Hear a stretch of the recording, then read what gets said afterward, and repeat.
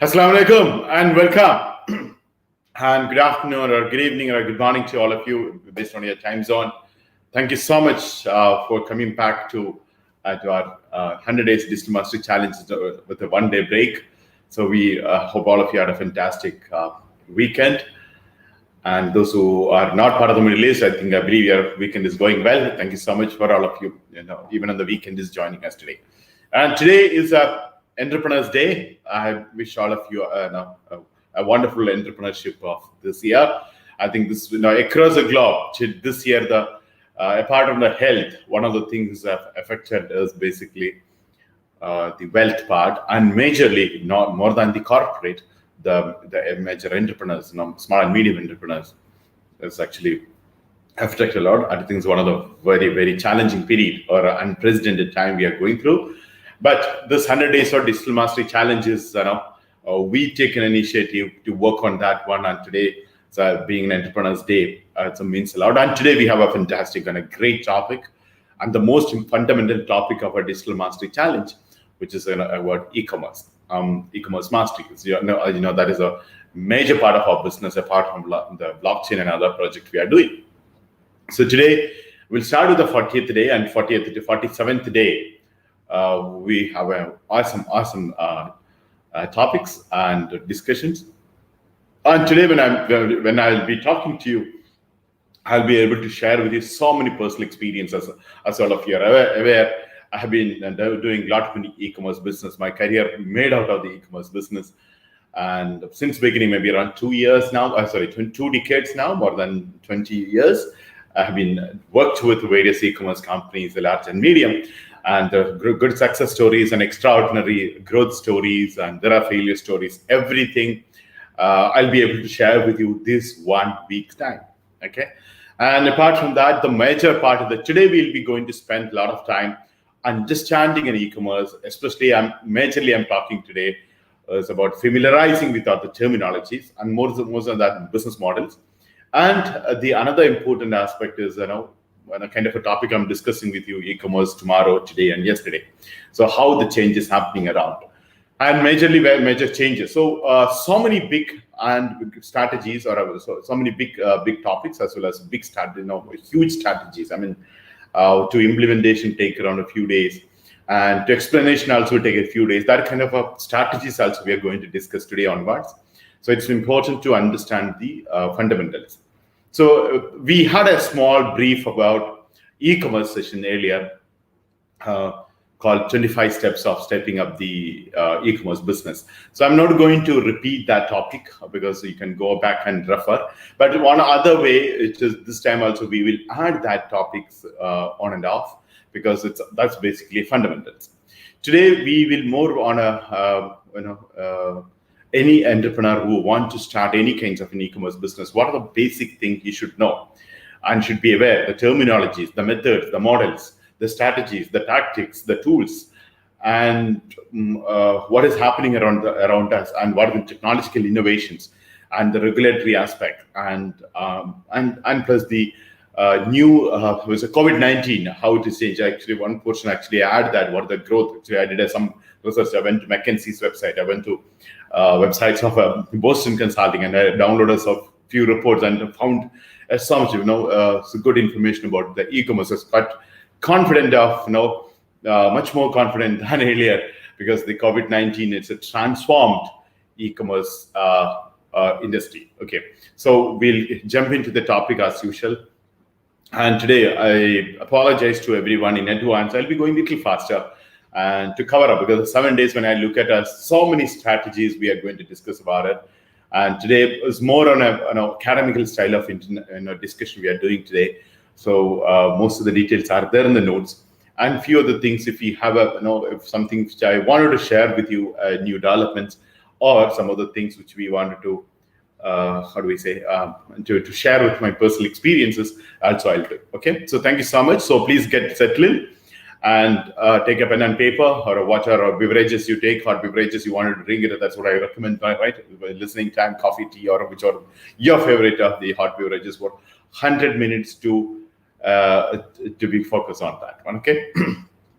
Now we will start with, I'll go with the slide by slide as usual. Okay, so once again, I welcome all of you. Officially welcome to the 100 Days of Digital Mastery Challenge of a 40th day. Today, August 22nd, so Saturday. I'm live from Doha, Qatar. And today we are starting an e-commerce mastery. That's the topic we are going to discuss. And for the e-commerce mastery, it's a 7 days of program, which is the first day today we are starting with. Okay. Now, before we go to the e-commerce mastery, I just wanted to make sure that is all of us on the same page. What we meant here is what is e-commerce.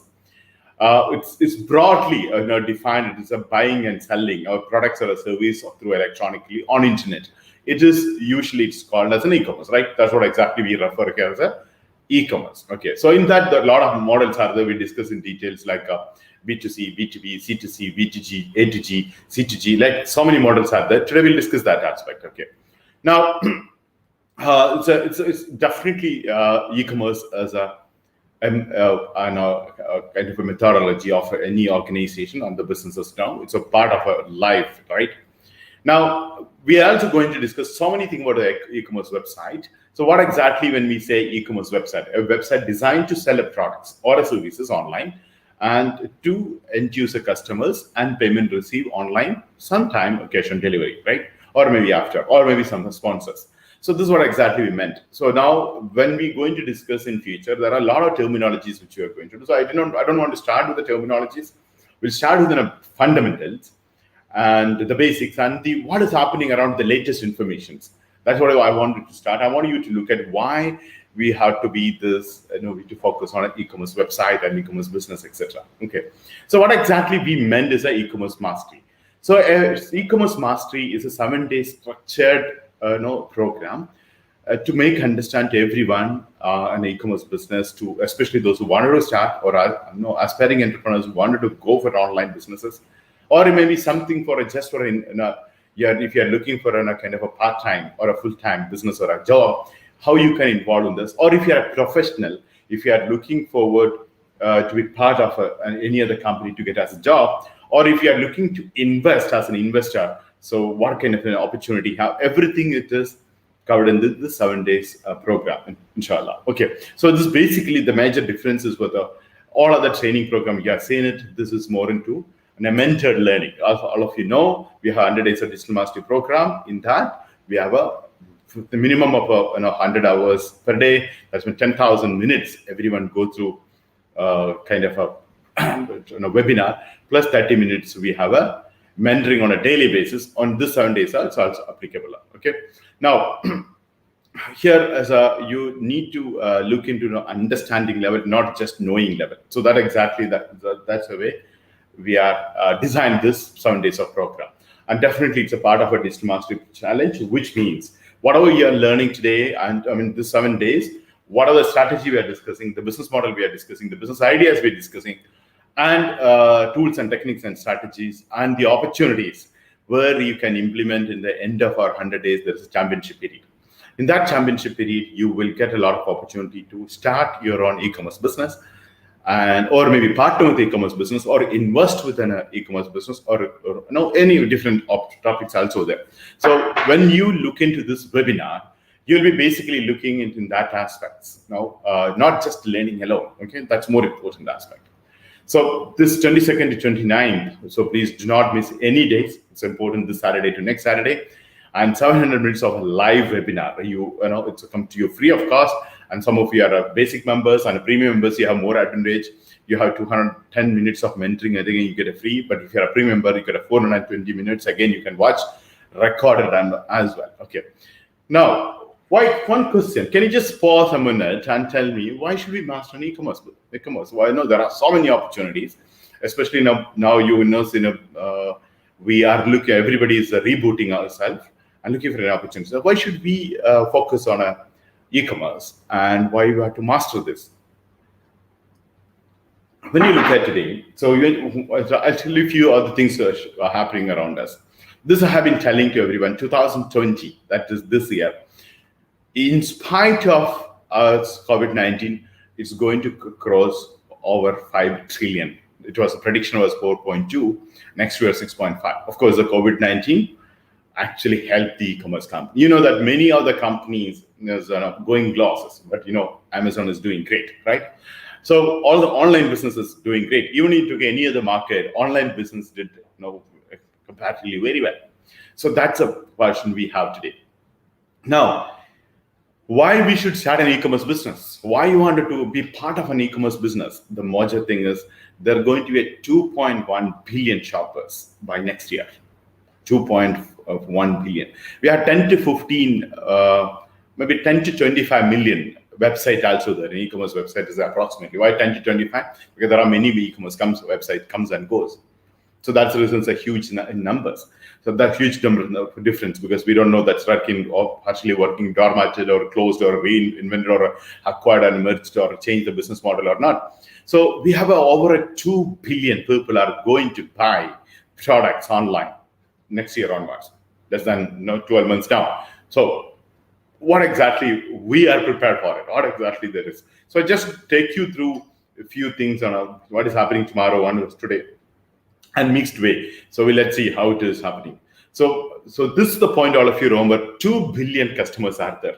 So the 2 billion customers is, when you look at it as an e-commerce or the product purchasing, I'm not using internet users. Internet, we always talk about internet users, right? But I'm not talking about internet users alone. Here is specifically those who did a more than 4 transaction will be there over 2 billion. So that's a more than 4 transaction a person done something online. This is called as he's become an e-commerce client. Like not one time many people buy and they try it out. Here we're talking about 4 times a person buy, so he become called as a regular customer also. So that means he's a regular customer to e-commerce. That kind of a 22 billion people by next year. Some people even predicting that is there, but the prediction earlier was 2021, which is around 2.1 billion. But actually people say this already happened in this year itself because of COVID-19, because many people forced to go and buy online, or there is no other option. But we don't have a right statistics. But 2021, this was a prediction. People say it already happened. But 2021 definitely happened, inshallah. Okay. Now, the retail commerce sales will be this year, as I told you. So prediction 4.1, but it's already crossed 5 trillion. So it's doing a fantastic growth. So that's a huge industry we are talking about. Now, it's 23%. It was 19 was the predicted, 2019. It did a 23% in last year. No, that was great news we had. Now, India and Indonesia is going to grow very well. So that's one of the markets. China, India, I'll be talking with different countries. So global perspective, the opportunities. But the moment you start an online business, the moment you start an e-commerce online, you are usually targeting across the globe. So we need to discuss in that aspect. So when you look at the tremendous growth that's happening in 2 major markets, that's in India and China, the very next couple of years. And we need to do some kind of a strategy apart from China, that one. Okay. Now, so there are global retail, there are good growth is happening around 14%. And interestingly, when you look at the long term, this is what exactly we look into. So if you are looking for 10 years now, 20 years now, 30 years now. So if you're, for example, you have a 5-year-old kid now, less than 5-year-old kid. When you look at he or she is going to take up a career, that will be approximately 2040, right? 2037, 2040, that's the time. So you think about if you can plan for that way, or you're those who are not married now, definitely should think about it. So 2040, when I was in 2000, 2001, 2002, this period, Vision 2020 I was inspired, like anything. So many books I read about Vision 2020, this is going to happen. So, but beyond that, I never, that time people were saying it's going to happen. I could not even believe. That's the time hardly 3-4 TV channels in my country. They're going to tell me 300 channels will be there. I was thinking who will be there to watch for it, but no more than 600 channels are there. So nobody predicted this kind of a social media revolution. So many things could happen in 20 years. Now, this next 20 years, when you look at it as it's 95% of all the purchases in the world is going to be in e-commerce. 95%, which is less than 4% now. 4 to 20% depends on the country, but it's a 4% only. The 4% of the purchases happening today, it's going to be 95%. And China is going to be the largest market in the world. And so that's the market we'll be talking about in the world. Even today, China is the largest market. more than the US. But China, because of regulatory issues, we are not, or language issues, we are not able to tap it. But the biggest market today for e-commerce is China. So the online shopping mall, all of you might resist with me when I talk about China, because I made a China as also one of the major market to look into. Indonesia is a major market to look into. India is a major market to look into. Than the Europe and then other market, because the market size, when you look at it 5 years from now, 10 years from now, it's a huge potential we can see in these areas. Now, e-commerce retail sales, from the 33%, compared to other world, it only 23%. China did 33%. And the US, when you look at 80% of the internet users at least purchase online, but it uses a completely big market, which is, I don't have to tell you the share of the statistics, because all Americans spend and online, and Amazon is ruling the market there, right? Now, 740 billion will be the market size of the US. So obviously, like China, for the American also is going to buy a lot. So US is going to be one of the major markets. Now, if you're planning to start an online business, this is a major market you to focus. China, Indonesia, India, US, Australia. These are the major market we should be focusing. And apart from the African market, and African market is an emerging market. That's a place which is, when I talk to you in future, especially drop service and drop shipping, and all other things in Africa has a huge and tremendous potential. So that's also a market we should be looking into. Okay. Now, why the people start buying online? All of this growth has happened because end user customers start buying, right? So why do you think? Can you just think about it? What do you think the reason? Suddenly, a lot of people start purchasing online, and this kind of a growth, 19% growth. Our GDP grows. Some of the country, the fastest GDP grows 7% to 8%, right? And many countries grow 2%, 3%. That's a place 23% growth e-commerce is making. What is the reason? Can you think about it? Think about it. So when you look at, there are so many reasons. End user, the customer start purchasing. One is actually smartphone, and impulse purchases increase like anything. The people wanted to buy something immediately, they buy. They don't think much on, because they already have a phone. Anytime they can log into and do that one. Okay. Now, apart from that, social media and social commerce. This which we discuss about social commerce and social channel in detail in a couple of days from now. That made a huge impact, and many people are making a business just with the social media. And this has become very, very, very easy for us to do this business part. Okay. Now, of course, the technology. So technology improved e-commerce and mobile applications, and all the platforms improved, and the tools improved, the plugins improved, add-ons improved. The new technology started coming, like augmented reality, virtual reality, and IoT. All the things started coming to them. Plus, of course, 3G, 4G, 5G, now 6G is coming.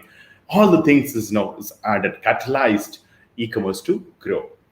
Now, all the things is because the online marketplace, there are good marketplaces came, and people can easily start a business and transact, and immediate delivery can be done. So many other things as well. Okay. And most important thing is because social networking and the websites available online, 43% of the people today buying any products in the world, they research online before they're buying a decision. They're going and searching about the product and pricing, comparison, features. They're doing it at 43%. And interestingly, the best products, the maximum number of sales, I'm talking about B2C, is happening in a clothing. Of course, a B2B and other financial transaction apart from that. The major thing is happening, it's a clothing.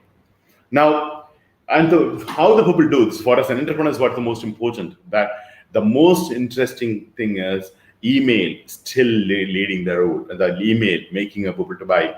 SEO is the best one. So directly getting to the people to the site, email and SEO. These three things. You get a person to the site, that's one, whatever the means. Plus an email and the SEO. These three things is actually combined together, right? Is ruling, especially email and SEO, actually ruling the part on. Okay. Now, as I mentioned, e-commerce retail sales also increasing, and US market also increasing. Now, all this goes to the 12 million to 24 million e-commerce sites. So in the world today, we have approximately 12 million to 24 million e-commerce sites, as I mentioned. So all these people are taking that today. So would you like to come and play a market here? That's a question. You have a 2 billion customers, and we have only 24 million e-commerce website, which is majority of the e-commerce website are not global. Some is a cater to some specific market or some specific niche. So here is a question: would you like to play here as a major game? So that's exactly we are going to discuss in detail. Now, in US market, when you look at, of course, Amazon is rolling, and they're even shopping up there, working on the work. But interestingly, when you look at it, 10 years, 15, 20 years ago, when we are discussing about e-commerce, when I initial start of e-commerce, when I talk to the investors or talk to the even end users or partnership, or maybe in the presentation wherever I do, one of the major objections people were saying, how we can trust putting a card online. But today, people prefer credit cards, and people, putting to the on subscription model, people like it. Now, when you look at a thing, is actually PayPal. People prefer to know PayPal using, especially Americans like PayPal. The majority of the people like PayPal. In US, it's PayPal. In China, it's a WeChat. So we discussed that point as well. So 267 million people has a PayPal, and majority of the people did shopping about the clothing. And another highest category, region-wise growth, a locally sourced company, or maybe a region-wise, the companies, the websites who target only the particular area, or maybe a particular city, or a state, or a province. All the things is actually grocery. So that's a big rise is happening, and especially in Asia and Pacific market. So that's another thing is very rapidly growing as well. Now let's see all the things when we discuss today. COVID-19, what happened to the e-commerce? It was basically transformed the e-commerce. That is, many of the businesses actually either shut down or reduce the size, or they could not afford to continue. But e-commerce made a very, very significant transformation. And when you look at it as revenue growth, year-to-year growth is increase in 68% instead of 49% in the US. And even in the Canadian market, when you look at it, it's grown more than the double what they expected on it. And it is actually on conversion rate is increased to 8%. When the e-commerce, one of the biggest challenge with the website owners, where the conversion rate was less. And say global average still is a 3%, less than around 2.83% is the global average, and it's increased up to 8.8%. And of course, the COVID-19, many people affected, and but COVID-19 people also took advantage of the it's e-commerce, and that really helped. People can buy from home and deliver it home. It's made a fantastic thing. So that's a positive thing when you look at the e-commerce aspects. Now, before we, this is what is exactly happening around us. Now, before we go to entrepreneurial aspects, who's buying the products? Which are the people, really taking the products from the different part of the world? So now, when you really look into that demographics of the people, we'll discuss the psychographic later. Actually, the men do more shopping than the women. Okay, so that's one of the things should be everybody says. Women do know, of course, men is buying more online, and Generation X is become an active online shoppers in the last year. The previously was a millennials. The Generation X is defined as a two-way. Generation X, one of the market, McKinsey defined it as a 1965 to 1980. So there are a few other companies that say that is. I mean, 1965. Those who born between 1965 to 1980. Now there is another category of the people. It's also say it is 1962 to 1977. In between those two. But actually, I felt as my opinion, this is my humble opinion. So it's a two debates that world divided on a Generation X. I believe it is 1965 to 1980. It makes more sense because when you look at the world changes happen in after. So when you want to classify the people, that makes more sense. The 80s and 90s made a significant change, right? So in 1980s, computer revolution started doing into the 1980s, 90s. It's changed a lot in the world.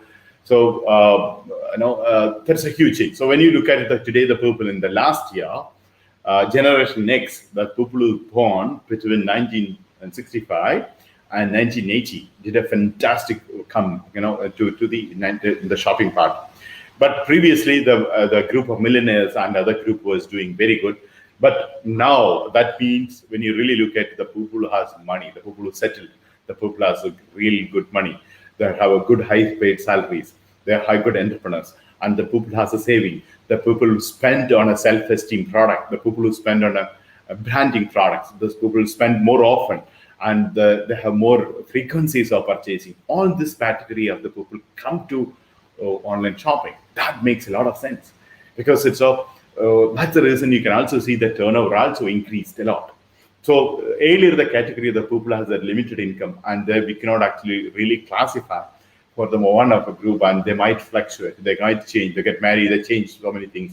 So many things are there, and the person is migrate. So like that, in that age group was a lot of fluctuation. So every year there's a confusion about the marketing experts and the management experts when you come out. But now this change is a big significant change. Why?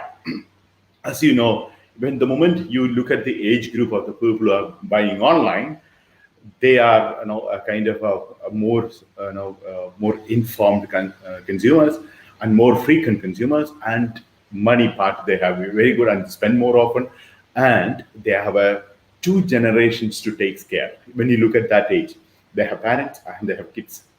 So usually that's a way you can see they have a spending on that as well, and they also are connected with the world, with maybe colleagues, other staff members, another aspect, and they also spent traveling. All of those aspects because a fantastic group of people now online. So this is a big sign of e-commerce is growing, and on each consumer's side, we get a more share of their spending. So if you look at the global vision, okay. Now, these transactions, compared to the millionaires, this generation is doing, is making a sense to us a lot. Okay, so this I don't know how many of you this for me is a very big news, because last 5, 10 years, 15 years, whenever any workshops or a seminar or seminars on the discussion, or especially in the panel discussion, the people who come with the statistics, they say the problem with this, because every time the statistics, there's a flux of something you plan, things change, something you plan, again change. But now there's people can make a good strategies to do this aspect.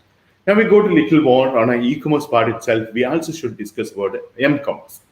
M-commerce, as you know, mobile commerce, what are all the transactions, even you see some 43% of the transactions are happening to mobile phone. So mobile phone, actually in the e-commerce, I differentiated m-commerce and e-commerce in a two different way. So we'll discuss in detail one day about m-commerce and other possibilities. Okay. Now, when you look at it, 2021, m-commerce will be more than the e-commerce. Okay, and when you look at it, it's what are the things people buy through this one? Whether it is a desktop or a mobile, so what exactly they are going to buy? Okay. So 75% of the people are shopping already doing online. They buy something in it. And when you look at the OS category, this is all the information very important for you when you're doing a campaigns, when you're designing a marketing campaign for your website. Also, please note down, please remember all this point. And Windows OS is the most of the orders taken OS. Okay. So GAFAM, right? What is GAFAM? GAFAM is actually, earlier it was a GAFA, now become a GAFAM. So GAFAM is a Google, Apple, Facebook, and Amazon.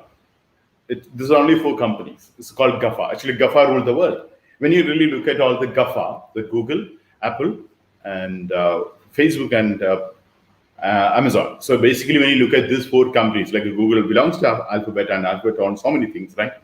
As a Google. And Apple. So the major devices is basically come from Apple, and Apple, even OS, everything, the devices, everything was with Apple, and Apple is a $1 trillion company. Now, the Facebook, and they also own WhatsApp and Insta, and Amazon. So, they also all of that. Then Microsoft also added now last year. It's called GAFAM now. Earlier GAFA, now it's called GAFAM. So GAFAM is basically, when you look at it, it's like a big nation. When I say big nation, there's all this country, all these companies' GDP is much, much, much higher than the many countries' GDP, right? And they perform as a kind of a nation now. They dictate, and you can see, for example, Facebook. Facebook employed a person who was a deputy prime minister of Britain. So this company started. They employed for a corporate, it is a corporate communication and tie-ups across the globe. So all these companies, when you really look at the people who were employing, they were diplomats or political leaders. All this kind of people bring in, because all these companies, GAFAM started acting as a nation, as a country, and they have so many power they have. They can decide what you think and what you speak and what you wanted to buy. So this people influence like all these 5 companies. So in that was Microsoft was made a really good comeback, and now GAFAM is part. And you know that Bing and Yahoo together is growing the market. Now the Google market share also Facebook started taking, and LinkedIn, Entrepreneur, Forbes, all these companies actually connected with the Windows. And when you do a campaign, very, very important to plan for a Windows campaign also now. So voice-based target, if you're planning on a campaign, Windows has to be there. Okay. Now, average conversion rate, it's as I mentioned, around 3%. So 2.7 to 3.2% is the conversion rate. So this is very important for us to understand. So if 5% is actually, I personally believe in a 5% of the thing we should try. So that means indirectly, all of, especially the new entrepreneurs, I wanted to say, that is globally, the success rate of the e-commerce businesses, 100 people come to your website, 3 people buy it, that is your 100% success. That not your 97% or a 3% success or a 97% failure. So this point, all of you should think about it. So we need to have to buy 3 people to buy, we need 100 people to come to the website. So our entire calculation, entire budgeting, entire thought, entire motivation factor.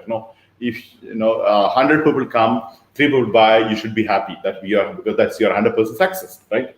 So that's very, very important. So 2.7% to 3.2% is the conversion rate in the world. And the goal, which is I want all of you to think about, to work on, because including Amazon, is working to reach out a 5%. It's a good one. But of course, your break even should be 2.7 or a 2%. You can check it that way. Okay. Now, how they pay. So, ultimately, we need the money from the consumers to our website. How are they going to pay? So basically, they pay through various platforms and various credit cards, debit card. We'll discuss that. But now the payment gateways part, when you look at it, is the one of the best part is the mobile payment system. When you look at it, is a WeChat. So WeChat, we need to look into that as well. So PayPal we all use, but we don't give a lot of importance on a WeChat. But WeChat gives a huge, huge business. Okay. And now 94% of the Chinese uses mobile payments, which is WeChat, and only 45% Americans uses a mobile payment. Okay, so that's a huge difference there. Now, but Americans normally more into digital wallet with the PayPal. Now, when you look at it this way, so now we know that consumers are buying, there's a payment transaction happening. So what is the best time to start? So is it the best time? Many people are asking me after the COVID-19, is it the best time to start? Now, one is, of course, we analyze now e-commerce businesses transformed during the COVID-19, and we are doing great now in the e-commerce and m-commerce, right? Now it's going to grow, 72%, some of the projection, so 2021. Now, even mobile shopping is also increased, as I mentioned, but desktop is dropped. Now, even a Black Fridays, Black Friday, when you look at the people who wanted to buy something with an offer, that's also increasing now, right? And so penetration is going well. Now, when you look at it, is now what are the roles we can play? So we need to really understand the behavior of the consumers now who are buying on it. Now, when you look at it as so for the behavioral part, why we have to, as I mentioned, around 2.86% of the people only conversion is happening, right? But there are so many people abandon the shopping cart. So one of the biggest challenge of the people today to convert, abandoned cart. That's one of the major topic we'll be discussing on a campaign time, how we can reduce it and how we can get conversion on that one. Okay.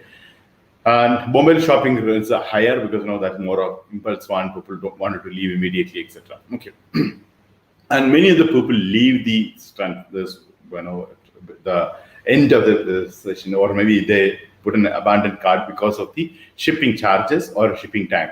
When the moment they're starting a shipping cost, they have so much of thing, and they actually don't pursue with that. So that's one of the challenges. So if you are starting an e-commerce, that we need to consider. That's the time, it is better to have a product shipping cost added to the products and showing to the people than abandoned cart. We'll discuss the strategies on that later. Okay. And of course, you need to go for a good infra. If you even your website if server is slow, people leave you. So go with like a Microsoft or a Google or Amazon servers, and do not compromise on this part, because people leave and even loyalty will be lost because of server speed. So we need a fantastic cloud server. That's very, very important as we discuss the technological aspect. Okay. Now, now this is actually top ranking site. Now loading time is 1.9 seconds. The moment is entered, expected to come in 1 to 2 minutes time. Sorry, 1 to 2 seconds time. Okay. Now, when you look at it, the people buying, consumers buying online. So a lot of reasons people stated. So because one of the actually people buy online because of price comparison, and they can actually check online and know the price.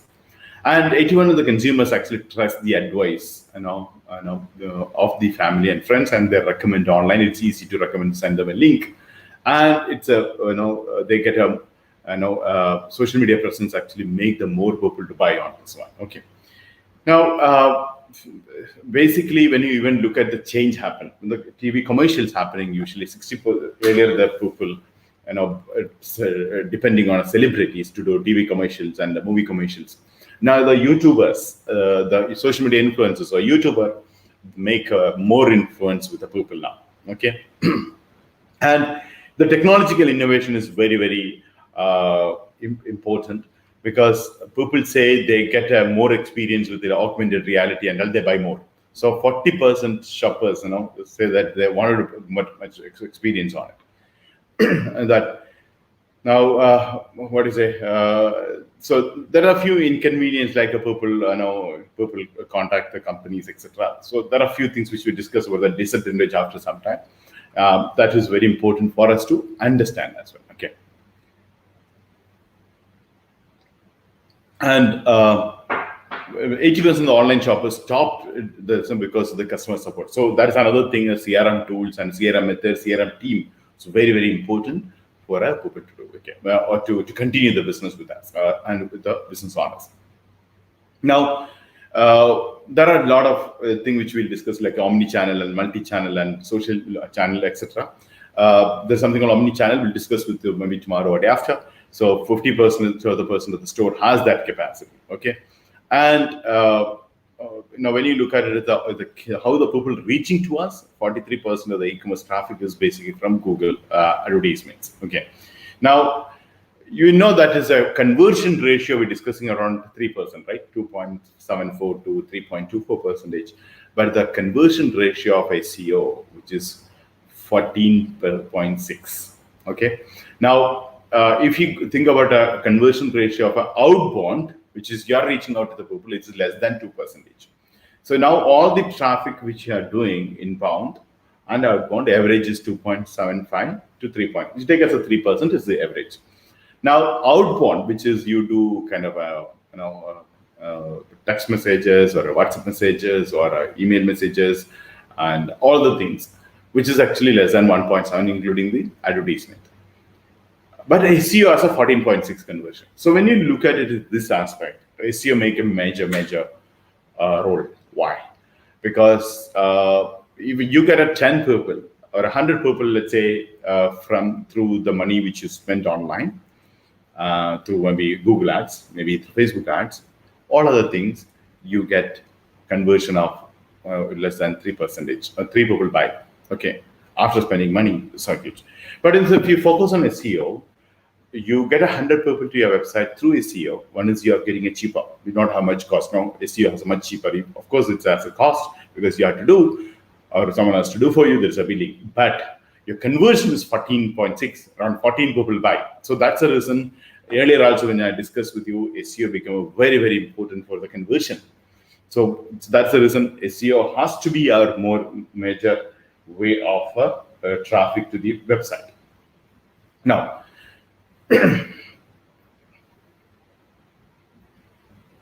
now this B2C market is a 24% of the people actually think about paid ad has a lot of thing. And email marketing, when you look at it, is now it has a huge return on investment. That's people don't see that one. It's a 3,800%. That means every dollar you spend, you get $38 return. So this again, we had to discuss about the email marketing time. We'll discuss in the ROI or calculation of the email, which is actually, I told you again, 0.3% is an example earlier I told you. If you send out 1,000 people, only 3 people read it. 100 people, no one read it, right? And so for you really look at it in that way, now conversion ratio and the click-through rate of 1 million email you send out, or 100,000 you send out, you get a 300 customers. So to send out 100,000 emails, your cost will be less than $100. So for less than $100, you'll be able to get a 300 customer versus you go with the YouTube or you go with the Facebook or other social media for boosting or other things. You may not get that kind of reach. So that's the reason email marketing and SEO as the key. They play the major role on that one. Okay. Now there are few people mistakes people do, like a pop-ups. This is not a good idea. People don't like it. Okay. And of course, mobile device is the most important thing. And people really actually, wanted to shop through, online. That's we discussed in detail. Now we go to the, how the consumers' experiences. We've seen it as in different aspects and how they're reacting it is. Now, we look in the now as an industry now. So this is a scenario of the world. I'll summarize before we go to the next portion of the discussion now. Across the globe, businesses are growing. E-commerce business is growing. Market is growing. Spend is growing. Technology is growing. And even the COVID-19, things got better. And the disadvantages are, so we're going to discuss now. There are a few disadvantages for that. Specifically, we discuss advantages and disadvantages. So which will make us any other strategies and a decision we take in future. Now, when you look at the e-commerce now, of course, through advertising, people reaching out to the e-commerce is and the sales are improved. Now, the most important thing is people are looking for better support. So do they expect better support? And they're happy about the more support is getting online. And e-commerce, inventory management is improved and people getting delivery at the earliest. And very easy, the product inventory and management, not like 10 years. We have so many fulfillment centers, everything through mobile app, through desktop, you can handle. You don't want to source a product to bring another country, to ship another country. And everything can be handled through your mobile or your desktop. Those are advantages. Yeah. And even the communication improved between the parties, between the people who involved in the consumer to the business partners and logistic partners, packaging partner, plugin, everything is improved. That's another good thing happening. Now, when you look at it, there's actually, I would like to differentiate traditional e-commerce versus normal e-commerce. So there's a traditional commerce, when you look at it, is, even though they might use the technology, but we are talking about, we use an e-commerce part. Okay. Now, traditional commerce, when you look at it, is all the information basically we get from one person. So that is very limited. Yeah, hope you remember the discussion we had this earlier. When you go and buy a shoe from I hope all of you remember the example I told you. You go to buy a shoe from a shop, and she or he will be giving you the details maximum of 2-3 sentences. Beyond that, they don't know, because every product they're not getting trained, and every time the product changes. But in online, when you look at it, it's all the tiny details. everything about sourced and materials and the use, do's and don'ts, and everything is there in that. So you're not just depending on a one person's caliber or experience or knowledge to know about the product. You get all the details, do that. Same thing in a transactions. Here is it's a very synchronized way. The moment you buy, you add to the cart, there's a mail come. That all the things you have a recorded transaction. So people say e-commerce is more risky to do. Actually, just opposite, because now offline shops you have only one transaction record, that's your bill. But online, even your conversations and interactions and the steps of your purchase also recorded. So that makes the more sense for that part, right? And there are a lot of standard practices that are difficult in the commerce, but it's very easy on online. So traditional commerce, when you look at it, the other one is you have a lot of plus points to working on that. Okay. Now, there is a different strategies for maintaining an e-commerce across the globe. People can do, you can synchronize with all the shops at a time together. Now, human intervention, in or electronic and not record now. That's a good thing. So it's not there, so reduce the error and it's no manipulation and things in a very smooth and transparent way. Okay. Now, sorry. Now, the platforms also, the people can go and start doing a lot of things on a global, universal level. Across the globe, we can start doing it. Now, we specifically discuss about, before we go to strategies and other methods, the advantages of the e-commerce. So what are the advantages of the e-commerce we have? Now, when you look at it, the e-commerce is majorly classified as three levels of advantages. One is organizations, consumers, and the society. Now, organization means the companies or the organization who are running this thing part. So what are the advantages we have? One is actually, it can expand it globally, and we can easily tie up with all the people, and all the reduce the cost and the distribution. Everything is easily reduced and doing a fantastic benefit for organizations. Now, even the organization and the brand image also improve the moment they start something online, put a logo and corporate identity in place through social media. The branding of that company is improved faster. Even a traditional companies, branding is improved the moment they go for online aspect. Okay, and online, the consumers getting a better service and they are able to give a better support to the consumers. That's another advantages we have. Now, it's actually also simplify the business process. It's very simplified and much faster, and efficiency also improved because of the online transaction. And it also reduces the paperwork and other thing. That's a process will save a lot of time and money, and really the productivity also will increase of the organization. Now, so all the pluses, and if you're talking about the companies or organizations doing. Now, what are the advantages versus customers we are offering, or what we get as a customer? So of course, they definitely get a 24/7 support.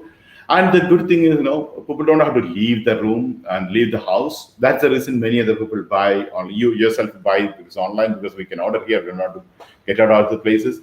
And not like earlier, now we can set a delivery next day or same day. So that's a good thing. We don't have to wait. So we get a delivery at the faster compared to earlier.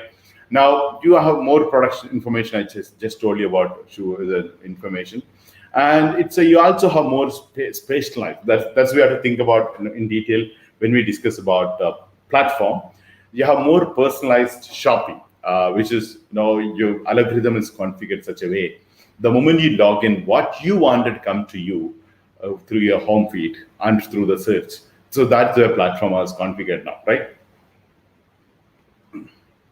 So that's a big thing. Now, one of the major reason of Amazon sales is increased. They're completely customized, and even eBay. The moment you log in, they give you a customized platform for you. So, what are the product you are seeing, that your likeness, your interest, your psychographics, basically they capture and give it to you. So, this is another advantage as a consumer point of view, but that we have to work as an e-commerce point of view. That's important point. Okay, and e-commerce application actually give a more option, quicker to delivery of the products, etc. And there are so many benefits in the consumers get it. I don't know how to tell you because that get a lot of pricing advantage offers, etc. But in a few thing now, many of the e-commerce companies started doing a virtual reality option, and which is making, helping the consumers to buy the product faster, easier, and understanding of the product also is now become easy. So this is a very important part. Okay, now of course there's a discounted price and offers and get. So when you look at the overall consumers, when you look at it, the price wise, convenient price, they're happy about it. Those advantages. Now, when you look at the society's advantages, when you look at this, okay. Now, they of course the pollution part, the traffic and pollution doing it is, helping the society to do it is. Now, even the people who cannot afford to have many of the products, even the people, some of the places you cannot even go. So these are the products is accessible to us, and even the rural areas, many of the products to the rural area reaching because of the internet and because of the e-commerce, and some of the people don't have an outlet or a brand or a product in even that country is not there, so they'll be able to access and get delivered to their villages and the rural area. That's a good thing is also there. Okay, now even the government side, when you look at it, is government could deliver much better than other things. Okay, now we also discuss about the disadvantages. So before we start an e-commerce business, we should be clear about what else we are not offering and what else there is on that one. First thing is the technical disadvantages, and there are few things called the non-technical. So this basically, when you look at the technical disadvantages, are the most and biggest technical and non-technical disadvantages. So also we discuss on it. So technical disadvantages. So this I want all of you to realize, and you should know what you're going through and what are the challenges. So when you're super excited to start an e-commerce business, we should be careful about the technical disadvantage you're getting. Now, first and foremost is a lack of a system security, reliability standard, and sometimes the poor implementation of the e-commerce. So these are the things usually will have. One is that security itself is a major challenge, and majority of the small-time website owners will not be able to maintain a security. This is actually one of the points when you take an online shopping, we'll be talking, because why everybody wanted to have a kind of a bank like a security, but it's expensive. So one site cannot have that kind of money to invest unless you have a good volume. So that's one of the major thing. And most of the time the e-commerce initial part is poorly implemented, and to start is take a time. Okay, and of course the software development industry is still evolving. It's not really you ask me all the things happen. Still there are loopholes, and of course it's growing rapidly now. And because of the change is also one of the issue. Okay, now many countries bandwidth is an issue. You ask this, that many other people say it's have connectivity issue. That's still not really fully. Of course, 6G, 7G, 8G that they things will improve, and of course, a couple of years from now, I think people has a much more better technology coming in on the connectivity aspect. Okay, now special types of web server or various vendors say that I wanted this kind of a server, I wanted to have this kind of information, I can only give this method, and my server will not work this many days.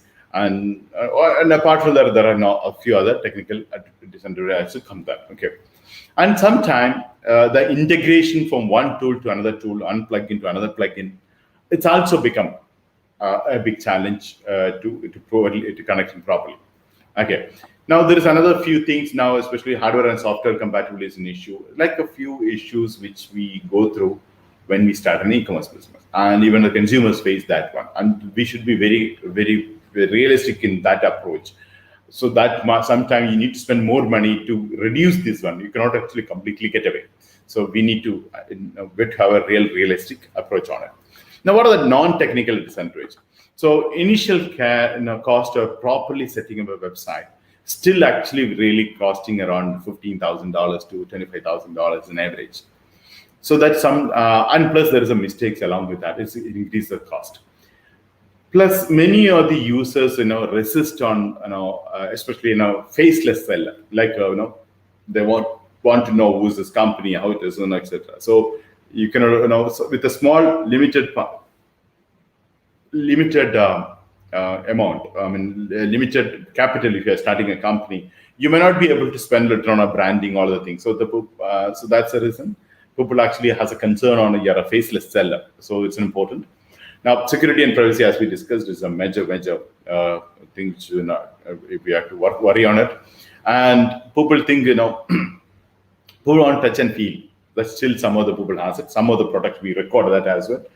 Still, it's considered as a drawback, but it is drastically reduced, and not anymore. Now, people has various options. Okay, and of course, e-commerce applications, whether it's a Magento, whether it's a BigCommerce, whether it is a Shopify, or maybe on a WebSphere, or maybe any other social media, any other e-commerce platforms, are basically going through an application and it's evolving. That's also we should have a really realistic approach before we start any kinds of online business aspects. Okay. Now, as we discussed, internet access to many villages still is a problem. So they don't have a proper connectivity. There are some part of the world they're still in the 2G. Some people don't have internet connection. So that is also a major market actually we are losing. Some of the products is actually targeting the niche audiences actually from villages. And some of the real market is actually villages. And because there the people don't have availability. So that's one of the drawback. Still the internet connectivity is not there. So that's a drawback of the e-commerce now. Okay. Now, with having said this, this advantages and disadvantages on a society level, organization level, and consumers level. Now we go to the business model. So all this is a foundation. Now, tomorrow onwards, when we start discussing about various strategies, it's very, very important for us to understand this, how these models work with that. Now, there are a lot of business model, different ways to categorize in e-commerce. So we look into one by one and go. We discuss in detail. The most common the words we heard is B2B and B2C, right? That's right. But actually now when you look at it as other opportunities, or when you start in e-commerce, sometimes you have to have a hybrid system. Some cases, sometimes you need to go for a different market in a different model. So we should know one is another model, consumer to consumer model, consumer to business model is there. Business to government is another model, and government to business another model, right? So B2B, B2C, C2C, C2B, B2G, A2B. A2C, there is another model. There is a G2B and G2C, and there is something called G2G. I'm not concluded that there's so many there. So, but majorly limited to e-commerce. For example, I'd not use a G2G. That's a government to government, and so we are not getting into that one. But of course, government side, we may also supply or we may also partner. So there's a G2C we added there, and B2G and G2B is important to understand as well. Okay. Now we'll go one by one. So all the thing is, when you look at it, is everything it has a significant role, and you need to place it to yourself. You want to be a B2B or a B2C. As I mentioned to you earlier, an online business, actually, I feel B2B, and of course, because of my success actually on a B2B, I got it. I still believe the B2B is more easy than the B2C. And I personally believe, B2B's business setup is much more easier, faster, and gives you better business than a B2C. But of course, B2C has a huge volume. It's a large scale you're doing. It's a big business. Okay. Now we'll go one by one, then we'll discuss more. Okay. What is the business to business? So this is a fundamental understanding to everyone should have. And even though, I just would like to refresh your memory and to understand this is because tomorrow onwards, when we start going with the different aspects, there's a foundation on that. Okay. Now, B2B as that's kind of a mediatory activities you're doing with consumers, right? And where you deal with the businesses, and the businesses were like this, for example, a business organization to wholesaler, right? Or a manufacturer. So you have a website, you connect with the business organization, and maybe that supplies to an wholesaler, and the wholesaler will sell to consumer. So here is a website is a B2B, and where you deal with the business organization and the wholesaler. So this is this model, B2B. This way it works usually. Now, what is the business to consumer? Of course, that's what most of us are familiar with, and we buy the product from them directly, and we will deliver to us, right? You can consumer order to a website, but still there is a business organization supply the product to customers. So this is called a business to consumer model, right? Now there is another model, consumer to consumer. It's very, very important. This is increasing because of the social channel. is continues going to grow, and most of the thing, the percentage of the consumer to consumer will really more to increase on it. Okay. Now, many of the people actually sell, like many of the platform we know, I have a bike, I have a house, and sell it directly through a platform to other, right? So this is called a C2C model. And sometimes the platform charge, sometimes they will not charge, depends upon how their policies, and that's when is happening. So this is also a growing industry, and it's continuously growing because of social media. So basically, there is a website. I am buying from you, and I'm dealing with you. So this model is actually C2C, consumer to consumer model. Okay. So now, when you decide a business to start, you should show very good clarity what model you are going. So all the thing is important part. Okay. Now there is a consumer to business model. So this is quite new. It was not earlier. Many people are not now involved. So now consumer to business model is a fantastic model came out now. Now it is basically a consumer approach a website, and they tell them what I wanted. So then that the website come back to us and with an offer. Okay. So this is growing and very well. And people say because of the social media and influencers, this continued to grow. Like for example, if you wanted a car and a bike, or maybe your house you want to buy on a loan, so you will approach the website and the organization come back to us. That's an awesome model. So you as a customer, we go to the website and put it, I wanted this. So that order will be processed by the organization and directly approach the consumer, and you receive the payments as a business owners, and you get a product delivered. This is the model, consumer to business model. So when we define all the B2B and B2C and C2C and C2B, all the thing has a different strategies. So all the things, so we need to have that understanding of what model it's more suitable for you, and you have to fix it that way. Okay. Now, another one is a business to government model. So it is, people usually earlier used to define as a B2G and B2B the same, but actually it's a different variant according to me, because it's a websites. How to say, to B2B nature and B2C nature is different. Okay. Now the various information from the business organization through a website, you connect to the government and take the services from there. So that is the way it works on. So that's not a B2B model, it's a B2C, B2G model.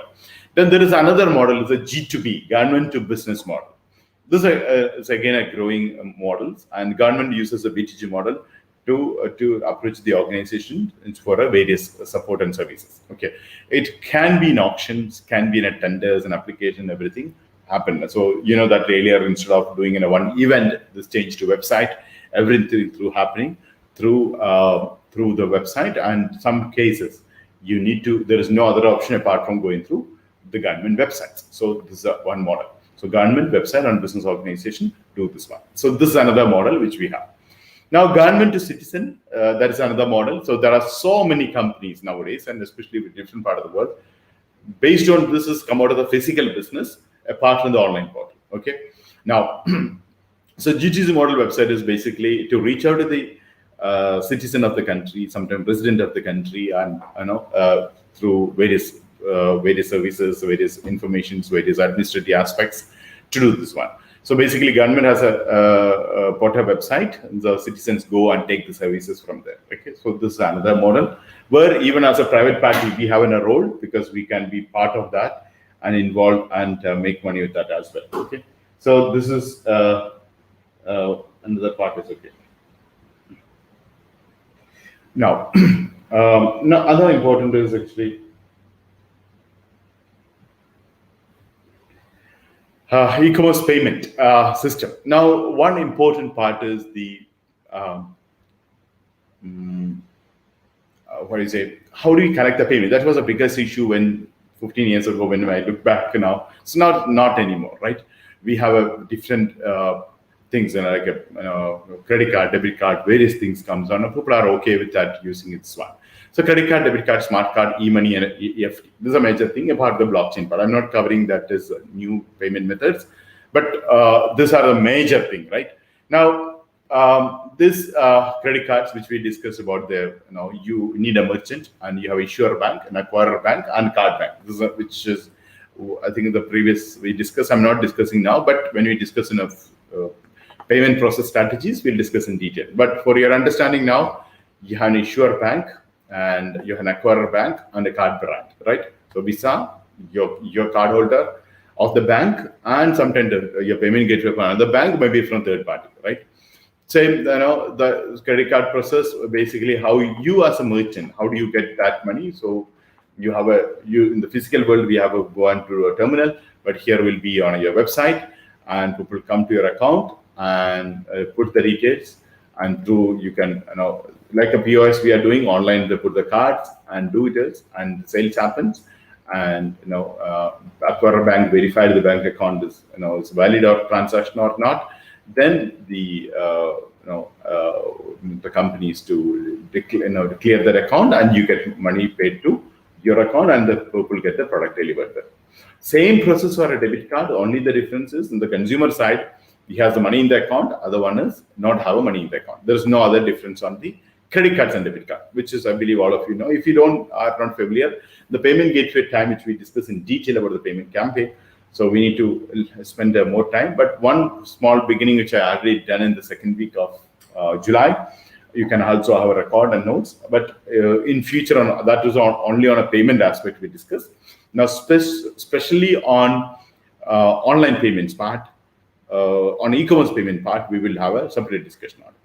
Now, what is exactly debit card and smart card? It's almost the same, but more secured and more options, more features, and more kind of devices. Sometimes you don't want to insert, like so many benefits are there which uses smart card and thing. Then there's something called e-money, a transaction very faster and save a lot of time. So there are a lot of applications come out on the e-money part. There's something called e-cash. What do you say? Sorry, e-money. One of the best examples is e-cash or n-cash. This is a example of e-cash part. Okay. Now there is example, people sign up and use a various e-cash app and can convert and using the method. Now there is EFT, electronic fund transfer. It's also people use, especially the B2B transactions. People use as a EFT transaction, right? That's one. Okay. So these are the major part. Overall, we should have. I'm not covered the CRM here because when we discuss about the CRM, another one is a delivery, logistic delivery. I think this is a basic we are already covered, so we are not covering. Now here is, we go ahead with a few things before we start discussing about. We will have a lot of terminologies to discuss and understand about it. Now, and it's very important to know tomorrow when we are making a site, these are the features we need to have, and this is the way it should be done. Let's say start with A/B testing. Now, every business, like any industry you are in, there's a different language they speak, right? There are different terminology people speak. So here we are going to discuss about that kind of a language in these. Okay. So one of the things called A/B testing. So before you go to your beta, before you even starting a website, one of the things in A/B testing. Even sometimes your email campaigning A/B testing. Your online campaign has an A/B testing. Some people call it as a split testing. Some people call it as A/B testing, but popularly known as A/B testing. So even though you are not a technical person, as an entrepreneur, you should know about what is A/B testing and how to work on it. So it's basically why the name came. It is basically it's a split testing, and you will check with the possibility how the people are coming to your website and doing it. Now, for example, so it is you made up two methods of landing pages. So you will test that with the consumers. Which one people are preferring more? People are coming into either logging in the first and then going, or you wanted to make only login while checkout. So this process is called as an A/B testing. So this A/B testing is very, very important. The reason is based on that your conversion increases, your result increases. And when you put in an A/B testing, it gives you a lot of feedback on the consumer point of view. The problem is actually the people, the people who are developing the products, the designing the products, coding the designing and coding and designers, they think in prospective based on the notes they got it from the entrepreneur, not from the consumer, right? So an entrepreneur come out with an idea, or the stakeholders come with an idea, say, this is what we have to do. So based on that, he did it. But when we go back to the consumer, there'll be a different things to learn. And that's one thing. Second one is, when we do that, what happens is majorly, which method people are going, we understand. So instead of getting a response of 75%, you can do an 85% if you go this way. So this is when you come out with any strategies, split testing and A/B testing is a part. So people immediately ask you, even for your email campaigning, even for your PPC campaign, people ask you, have you done your split testing? Even your landing page, will ask you about you have done a split test or not. Okay. So this is a different way. There's a huge topic. It's the A/B testing. There are so many people specialized on A/B testing. If you go online, you want to do an A/B testing, there are specialized people and very expensive. Those who have a good experience and there's good delivery. Okay. So very fun. Okay. Then another thing called people call AVS. So this is another service is basically provided by the various companies, various third parties to verify the addresses of the various process. That is then called AVS. So people ask you, have you done an AVS, which means this address verification service, you have it or not. Now this is basically sometimes credit cards and other statement part, you can get that one. Okay. Now, of course, affiliate marketing, this I don't have to tell you. You know what is affiliate marketing. So when you start an e-commerce, here we are not talking about you're starting an affiliate marketing. As an e-commerce company, we should have an affiliate program to reach out to the people, right? So that perspective, we need to understand how it is affiliate marketing. Okay. So affiliate services actually fee will exchange based on buying and the people who give a result to you. You get when you earlier we said get a commission. As a e-commerce owner, you will need to pay them and to the commissions. But of course, you get a business against this. Now, another one is called assisted conversions. So, as you know, when we discuss on a campaign, we'll be spending a lot of time for a conversion. One of the things is assisted conversion. So, a lot of methods are there, a lot of tools are there, a lot of plugins are there. We get assistant for a conversion to increase, like a funnel to creations. So, all the things are there. So, one is actually Google reports. It gives you a lot of input for you to have an assistance to conversion on that one. Okay, and it's also help identify the channels where you're getting from which places is coming, and based on that you can actually work on it. So that's a way we get a lot of assistance from the Google Analytics. This is apart from the funnel and apart from the other methods one. Okay. So there are a few things called assisted conversion. So what the assistance you are using for your conversion? So many people say that hey, get assistance for your conversion. So which means what? So we need to go to the tools and plugins and methods and analytics to get assistance for a conversion. And conversion, once you start the business, your biggest problem will be conversion. Many people think it's traffic. I disagree. You get a traffic. It's easy because you do good at SEO, you good at social media, you get a traffic, but the conversions become a challenge. Okay. Now you get a lot of organic search like a referral, email, paid search, all the things has come back. Now a few of the attributions when you look at it is very important part is last interaction model. The last portion, when before he leave the the website or maybe the previous one, how he interacted before buying. So that is one of the things. Last interaction model is a very important part. Now we also have a non-direct click attribution model. So where some people come through Google AdSense or maybe through Google Organic, then come through an email, then direct. That's another part. Okay. So now then AdWords click model, the people clicking an AdWords and happening a conversion. That's another model. Then there is as we discussed, now the first interaction model. So where he came first and how he reached out to that. That's another model. The linear model, how we consistently come in equal share of patterns of conversion. That's another thing. This is just for your understanding now, but when you're discussing a conversion rate optimization, this is a basic knowledge we should have the basic idea. Okay. And of course, conversion rate optimization, the most important part of the thing. Then there's a time decay model. There's another model. So that is especially with the funnel, it work with. Okay. So where he got a first edge, then how do we create a lead and how we qualify and reach out to the customer. Okay. So it's on. Then position-based model. So how which position actually he stopped and he comes. So there is another thing. Is, this on a conversion part. This is one of the challenging part for you to get conversion on it. So like this various model, and there's something called authorization. Okay, now we'll go to the next part. Okay, so this authorization. Now authorization is basically authorizing the card or authorizing the transaction, and you can see when you're doing a shopping, your transaction authorized. The authorization is called as a process. So people use the word, are you authorized the transaction, which means is the transaction is actually permission or not. So that's one of the things as an e-commerce company, you should authorize the transaction. Okay. Now, there's something called average order value. So people ask you, what is your AOV? It's called average order value. What is the average order value? So number of orders you've taken and the total revenue. So that is called actually average order value.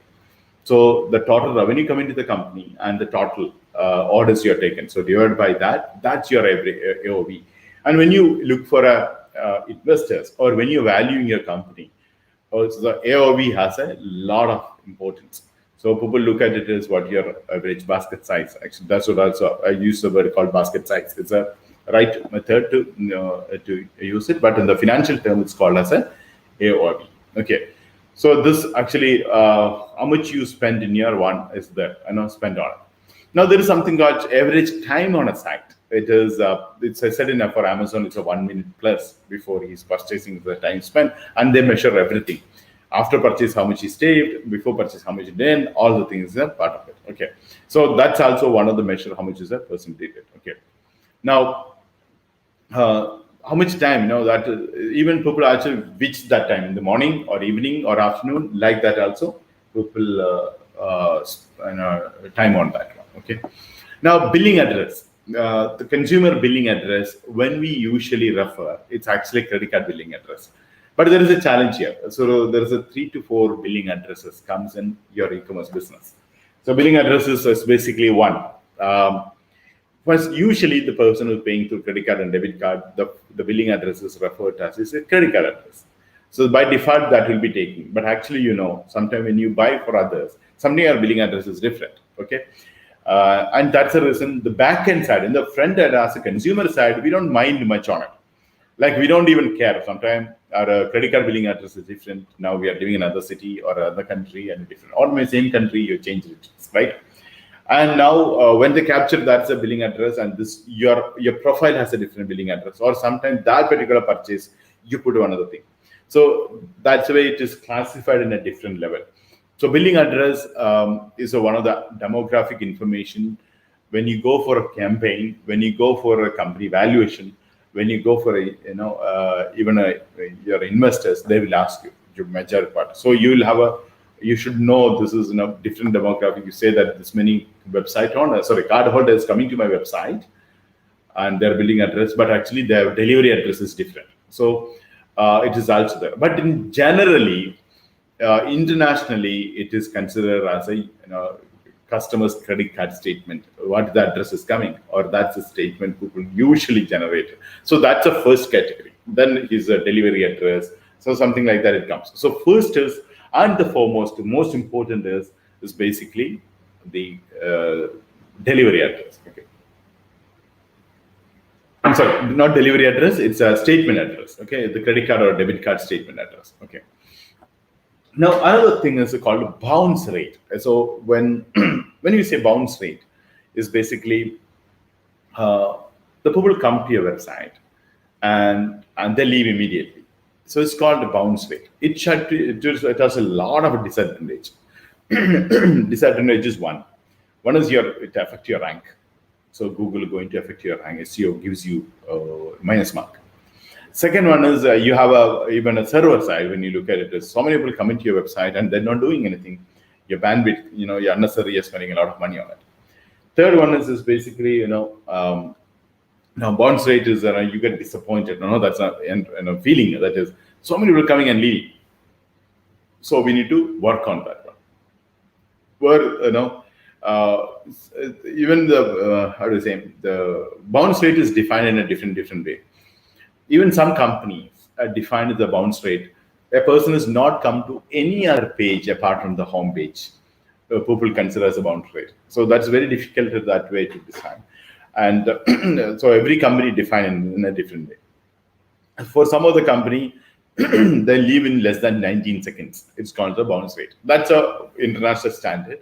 A person is not stayed in your website even at 20 seconds. So less than 19 seconds, a person is leaving. So that is actually a bounce rate. That's a really a good logic according to me. But some companies like Amazon, the Amazon bounce rate, they internally they calculate. It is not based on they came to homepage and left. Sorry, not come about 19 seconds under. They came to home page, but did not come to the category page or the page. So for them, they actually defined as a bounce rate. In the business point of view, that's this is more on the technical term, 19 seconds, then you leave. Business, they and there's a team to make it happen, to get them to another level. And that means at least one more page, product category, they have to view. And for that, they have so much of that. One of the major benchmark Amazon is considering it is the people who come to the website, one offer or their favorite category, or they go to the shopping cart, their existing cart. Most of the people has a cart, so many things, right? Or they go and see their reward points or special offers or newsletter. All the things they had to do something more than they consider. Consider it's not a bounce. Otherwise, even they stay back in the homepage quite long time. For them, it's a bounce rate. So you need to define based on your website structure and business, what's your bounce rate. So it's not just a 19 second. That maybe Google Analytics will show you as 19 seconds.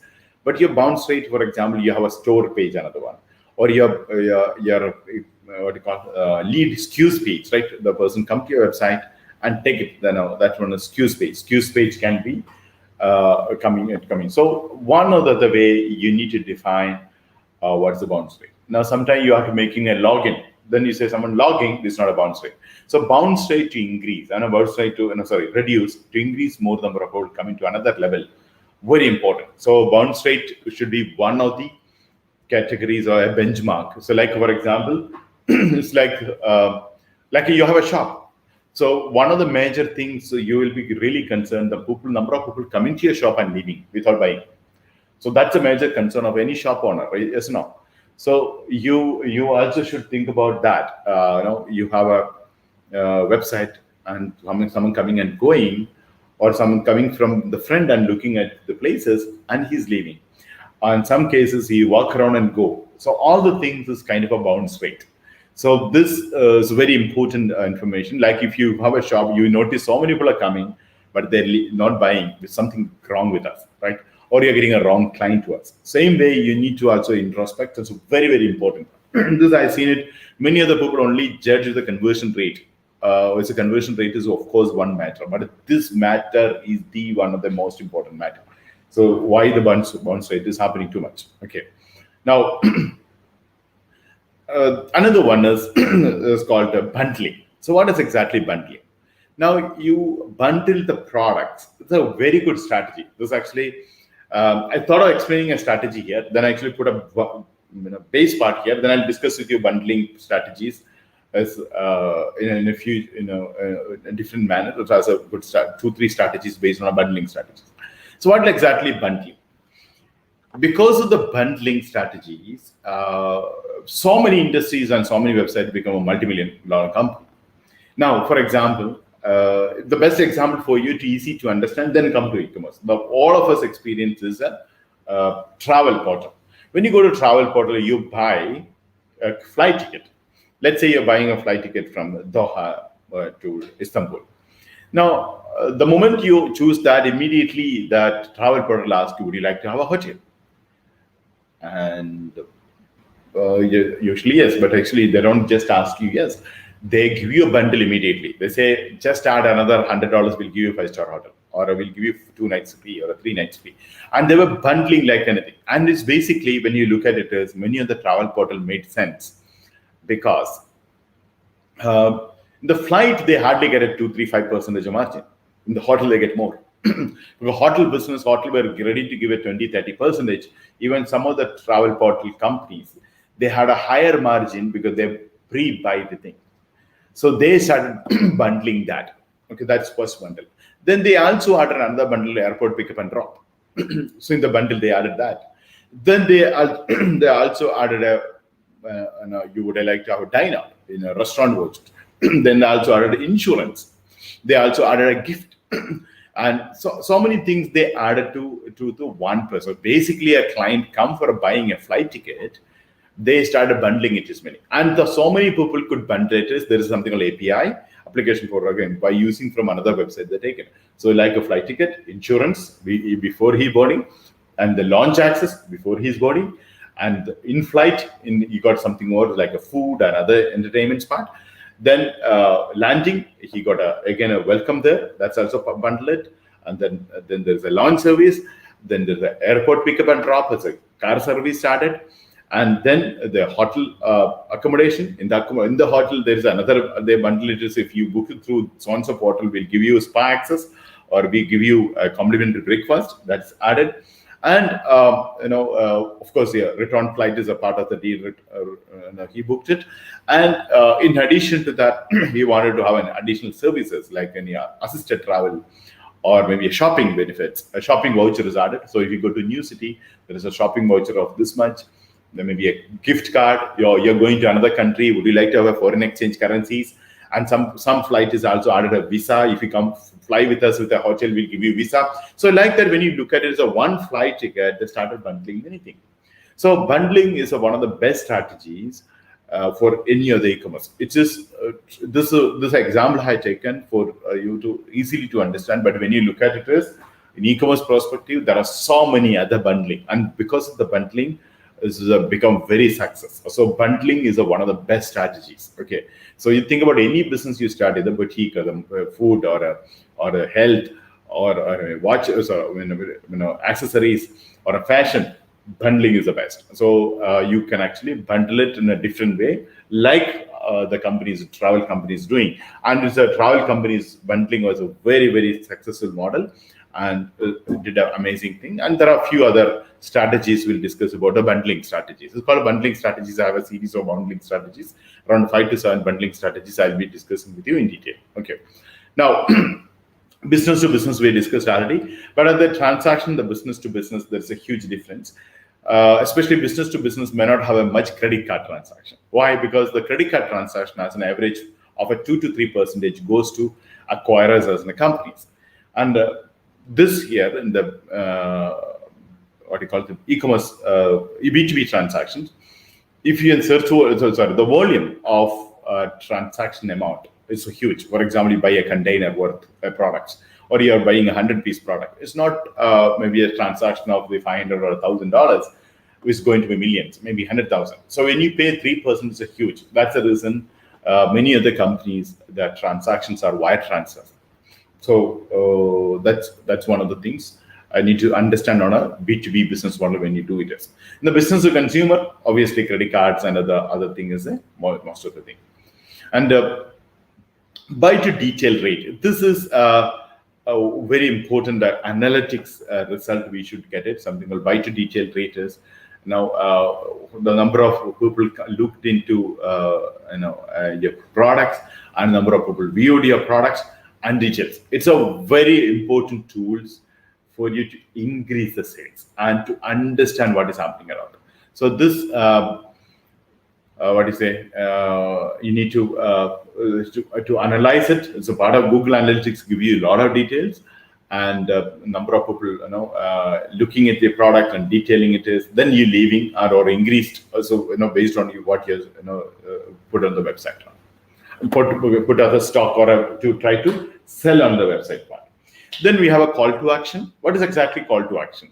Call to action is inside the website and outside the website also there. I think most of the famous in any other social media content or any other email or even your website, one product page you are done. So you're going to product, price, description, detail, delivery details, insurance detail, customer care, everything is there.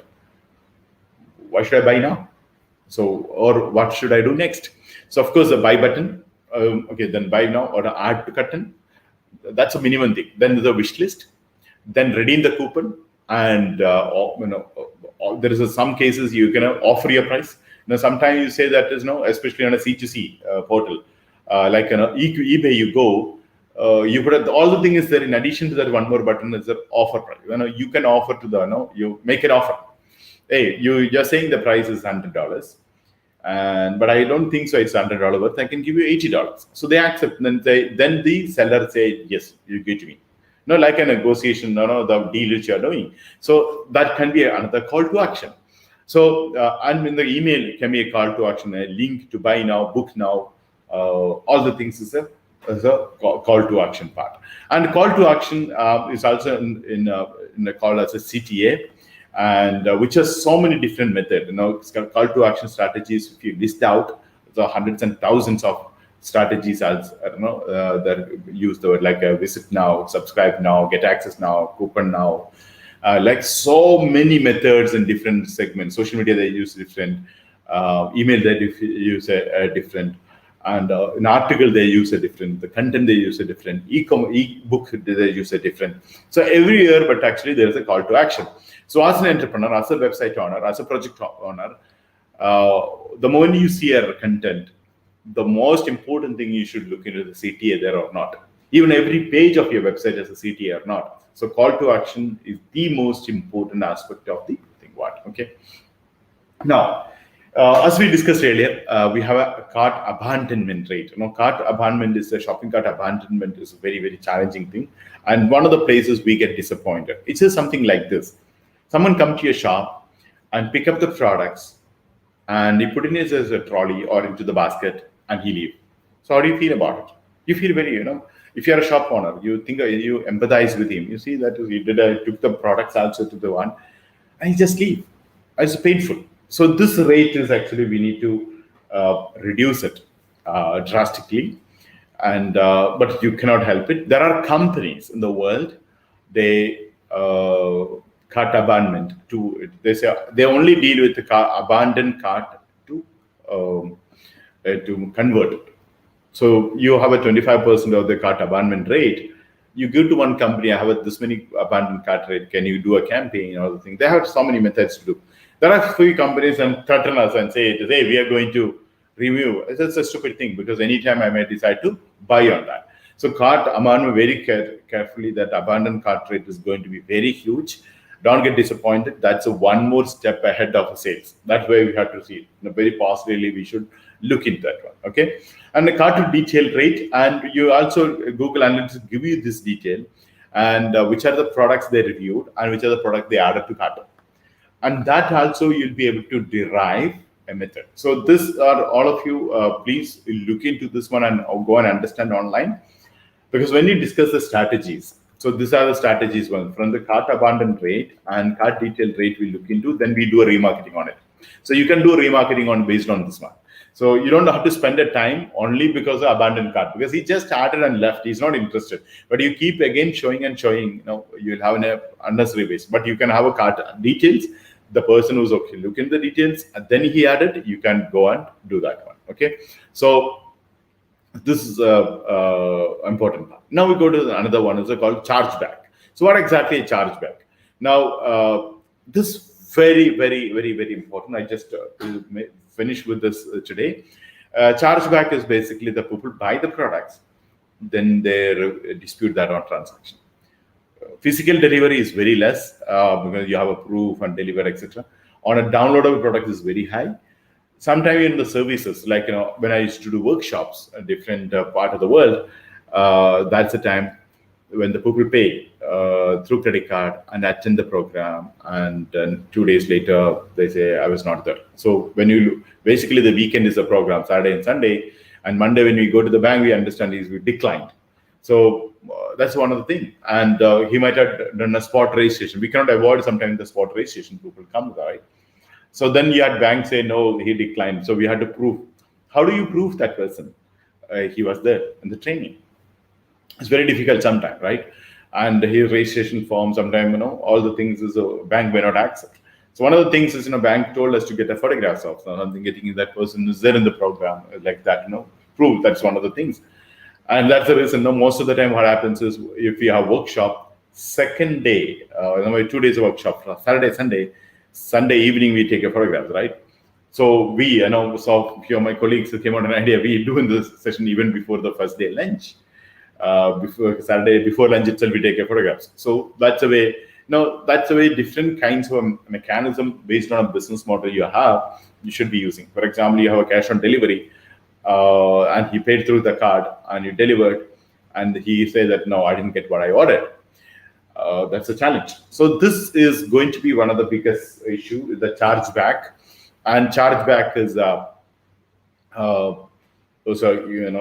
we lose not only the business, not only the product price, we also lose more money actually. The product also delivered, and even the logistic also happen extra more there. Okay, so that is the important part. Okay, now we'll take one more point, the click to open rate. Okay, so there is a open rate, which is you send out millions of mails, and few mails only open, right? So how many emails are opening? That's the statistics we should look into. That should be one of the benchmark of the emails, not the number of email you sent. So number of email, but you might send out an email, it's not opening the mail. It does not make a sense, right? So here's how many emails are open. That's important. Okay. Now, if this can be, one of the major benchmark of email marketing we should do. So we'll discuss on email marketing in detail. So now, before we go to the next aspects, I think we'll end here today. I believe that I could give you a lot of information on a fundamentals aspect today. And before we go to the strategy aspects, and strategy aspect will be, we'll discuss about all these terminologies we'll be using. Okay. Now it is when you look at it as the industry in general, many informations, a lot of terminologies.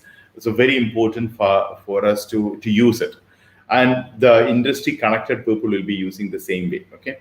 So please look into all the thing, and whatever the terminologies you go through, and each terminologies has so many research, so many studies as available online, and everywhere is actually the last point which discusses CTOR, how to increase open rate, which is again a big research people do. Your subject line should be this many characters, this many wordings. And because subject line only seeing, and what should be the from address, and which platform should be used, and when you to get it, when you should not send it, or the frequency of your emails. So like that, there are so many people across the globe did a research on papers in the universities and submitted, and the business organization using a lot of practices. So all the things we need to put together and to add to the to our strategy aspect. And when we say e-commerce strategies or various strategies in the coming days, which we are going to discuss, which come with these range of terminologies. For example, now discuss the bundling. So if you don't know what exactly bundling means, so we'll not understand why should I be bundle it. So maybe some simple thing, something it may convey, something may not convey. So sometimes it says chargeback. What is exactly charge? So be careful of chargeback. So it depends upon the market we go. Sometimes if you are doing in a Brazil, India, like a market, you should be extremely careful about your chargeback. But may not be that much in Japan, because they have very less on a chargeback. So it's a marketplace, and this is also based on where you marketing. Okay, so based on this one. So I know you'll have a lot of inquiries. So I'll have a good session. I believe it's in mastermind group in the group now. So thank you so much, all of you. So today the beginning. So tomorrow onwards we have so much more to discuss and go in detail. So thank you so much for joining for today. And today the day one of e-commerce mastery. And tomorrow we have more other models and more terminologies we will be covering. So please join in the mastermind group. A couple of minutes from now, we will take a Q&A from there. Okay. Thank you so much.